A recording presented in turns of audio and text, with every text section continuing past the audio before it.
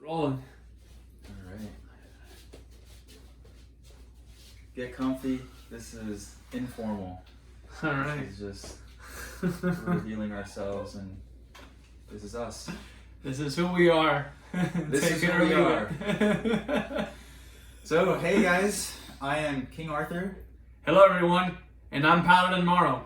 and we form Zuriel Games. So, this is our progress on the game, and as you can see, this is our cool new board that we got. Because take a look, guys. This is what we had before. Like our original prototype board is this. Yeah, it doesn't look too nice, does it? It's beat up. It's been worn out over time, and now we have this beautiful thing that we're so excited about. And we just want to show you our progress and some of our really cool components that we have. Yeah, so we wanted to take the time to show you each individual component so that way you can see what we've got going on here with Zenith Arena. So if you take a look here you can see these are the actual card backs. So this is how the ability cards and the character cards will look from the back. And this is full art. We had an amazing artist by the name of Isai Ovedo, and he's designed all these components for us. Yeah, he's been really good. He's been really good. And I want to go ahead and show you, this is actually one of our prototype ability cards, but just so that you get the idea of the size. So this is going to be, standard card size. And this same back will be here, but this is going to be how the ability cards are, and these are going to be the character card sizes, which I'm actually going to show you some authentic art right now. And we have just about 90 ability cards that we have in total, and from that you can kind of get an idea that the deck is pretty big, and we were very intentional when Arthur designed this game. He was very big about making sure that gameplay was dynamic and unique, and there is no repeated ability card, which means that every single time you draw a card, you're going to get a different card. Yeah. Even the revive cards are unique, which is pretty cool. There's several different revives, and they all do different things. And as maybe you've seen in some of our social media posts in the past. But yeah, so the ability cards are probably the most interesting part of the game. Mm-hmm. But another interesting part of the game is the unique characters that are available to play. And right here I'm holding, this is some nice card stock. It's going to be a little bit thicker when we actually print the game. This is actually the shapeshifter. And as you can see here, this is authentic art. This is exactly how the card is going to look like when it's fully printed. But here you can see the level of detail that Isai had was just phenomenal.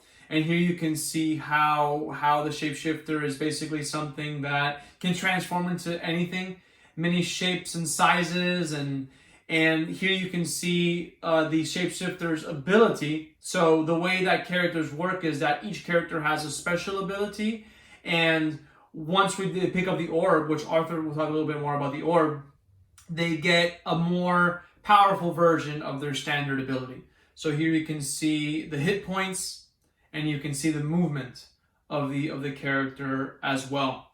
And here we actually have sampled 6 different characters here. We have the zombie, we have the vampire, we have the aimbot, the ninja, which is actually one of my favorites, and then we have the commando as well. Now the commando is, as you can see, he's a bit more tankier than the other characters, but you can also notice that sometimes the tankier characters have less movement, and their abilities also vary. Every single character has unique abilities, so they're very unique. Yeah, and that's what I wanted to show you. Now, Arthur, what do you want to show them? Yeah. So every contestant will also have a matching standee. These are our really prototype versions of that. So this is kind of an idea of what it would look like. And there are 6 spaces on the board where your character will start. And we'll show that later zoomed in so you can check that out on the board. But over here we have several different components. Another very important part of the game is something called a hazard, and many ability cards there in that deck can cause hazards to be placed on the board. So it's like if you use a fire type ability card, it may possibly put down a fire hazard on the board. You put it there on the board and it represents that there's this fire hazard there. And there are 6 different hazard types, one for each element that exists in the game. We have earth, fire, electricity, air, arcane, and water. And they all do something that can impact the gameplay. And then also we have some just standard prototype damage tokens. This is what you would use if you take damage to somebody or you deal damage to somebody. You just give this to them. Like any other game where you have to use counters for damage. And these will look very different in the end product. And then we have just the standard D6, which this has to do with the orb. And the orb is a very important component in this game because of what Mauro was explaining, that every contestant has a special ability, but when they pick up the orb, they're significantly more powerful. So this is like an incentive for players as they're in the arena. And this orb starts in the middle, and so, because we know sometimes people are gonna want to just kind of turtle and hide and maybe run away, and this is kind of like a big incentive for people to come to the middle of the board. And when you do, you are pretty much like really powerful to drop it when you take damage. And when you do, you have to roll the d6, and depending on the number you get will determine where on the board it will drop. So that kind of adds some random variable to it. And this is kind of like this very powerful element that exists in the game, the orb. It's extremely important. And those are our major components for Zenith Arena. Yeah. And now we're going to show you a little bit of a sample of gameplay. We're going to go ahead and set it up here, and you'll get to see like how an actual game would look like when it's being played out. Hey guys, welcome back. We are back from an alternate timeline, and we want to show you how to play the game. So in a typical playthrough of Zenith Arena, the game would start by passing out 3 contestants to each player, so Mauro.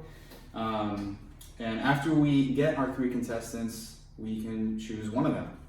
So I like the idea of just giving players some choice, since there's so many characters, and especially in future expansions, there's going to be a lot more characters. A lot. A lot.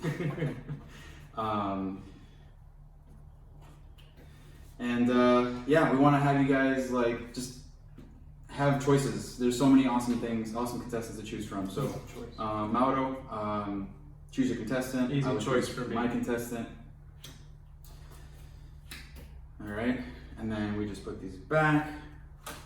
Awesome. Sometimes it's cool to see what they would have chosen. Right, you know, right, so right. Somebody's like, oh, Yeah. they You didn't choose the vampire or the shapeshifter? or the zombie. Yeah. And there's lots more. Many more contestants to choose from. But anyway, so who'd you choose? I actually went ahead and I defaulted to the ninja. Love the ninja. Very cool stealth and teleport based gameplay, as you will soon see. Yes. Well, I chose the aimbot because I like being able to shoot people from anywhere with no skill. Yeah, it's a no scope basically. It's a no scope character from any distance. Yes. And we'll actually, well, how about we go over what our special abilities are? Great idea. So here's what the ninja does. So the ninja's special ability is that whenever the ninja is targeted by an by an ability, I may choose to discard 2 cards to avoid the ability and then teleport adjacent to the player that is targeting me. Then I may perform a reaction, if applicable, if it's possible to do so. We'll go over that later, what a reaction is. My orb effect, when I pick up this here orb, is while I hold the orb, my special allows me to teleport to any space. Yep. So that means that when my special ability activates, I can teleport anywhere I choose. Awesome. I am the aimbot. My special ability is, when I use a card, I may give it infinite range by discarding another card. Pretty simple, but very strong. Very Orb effect. While holding the orb, all your cards have infinite range. So we'll see how this goes. We'll show you in a bit further into the game. I think we are pretty good like counters to each other. Like Yeah. This is actually a really interesting matchup because his ability and mine can kind of work against each other in a way, but it can go either way. It can go either way. I think this is going to be a cool example. Yeah. So after we pick our contestants, then we'll pass out the ability cards. So Sure. Motto. And then after that, we will roll the 6-sided die, the D6, to see who goes first. So I'll just wait for Mauro to deal our hands to us. Thank you very much. So, who goes first? Got a 6. That's gonna be hard to beat unless I match it. For the purpose of the video, let's see. Yeah. Well, he's going first. Yep. This dice roll is not scripted. No, it wasn't scripted. So, since I'm going first, I will take the aimbot and I can put it on any one of these 6 starting places. So I can really choose any one, it doesn't really matter. I'll be right here. So now that he's chosen his spot, I'm gonna choose mine. Okay. Nice and close to him. Yes. So yeah, like in a 2-player game, like you have all the 6 options to choose from. But when there's a 6-player game, then those spaces start to get filled up. But you can strategically choose where you want to pick your starting place. So we will teleport forward into the like mid game, like what can happen in a typical playthrough. So we will cut forward right now. All right, so we are now in the middle of our game, and it is now my turn. So I will. I really want to get that orb. When you get the orb, you get pretty powerful. So it's like a huge incentive to try and get it before anybody else. But on a typical turn, the player has 3 main actions. You can move, you can draw a card, you can use an ability. Pretty simple. You can do one of each of those things. So I'm going to move onto the orb. My aimbot has a movement value of 2. So I'm going to move 2 spaces. 1, 2, pick up the orb. And just keep it next to me to keep track that I have it so players can see it. But now I can use my orb effect. My orb effect is, while holding the orb, all your cards have infinite range. So, fortunately, this gap between me and Mauro is not a big deal for me because I'm the aimbot. Nope. So I am going to use this ability card. So I'm using my ability action, Arctic Freeze. It has a range of 2. But since I have the orb, this range of 2 is now infinite. So I'm going to target you. I'm going to use Arctic Freeze. It says the target chooses to be dealt 2 damage or discard exactly 2 cards. What you gonna do? But wait! There's more. There's more. So, basically, my special ability is very interesting. So, when I am targeted by an ability, I can discard 2 cards to avoid his ability. And that's exactly what I'm going to do. But wait, there's more. Once I do that, I'm going to discard these 2 cards. My ability allows me to teleport adjacent to the player that's targeting me, and then I perform my reaction. Okay. So just so you guys know, a reaction is pretty simple. It's just when you're affected by an ability, then you get the opportunity to get a free action. So I'm targeting him, and so you get a reaction. Exactly. So in this case, I am going to choose to play an ability. That's going to be my choice to react. And in this case, I'm going to play the ability card Conflagrate. So Conflagrate, I have to do a couple of things here. The first thing I have to do is place a fire hazard under and adjacent to the target. Then I deal 1 damage to the target.